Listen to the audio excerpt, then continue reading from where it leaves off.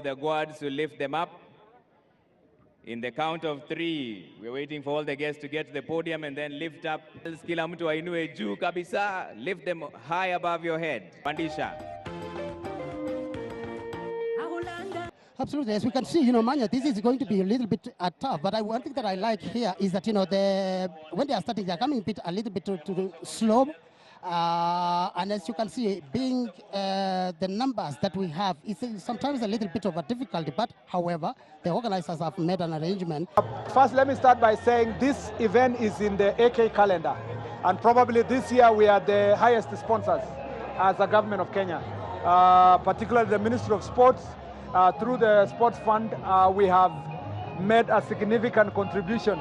Possibly, if you see in the sponsorship table, we are on the top because of the support we have given. For education. Yes, it's a key. It's a key to uplifting our people.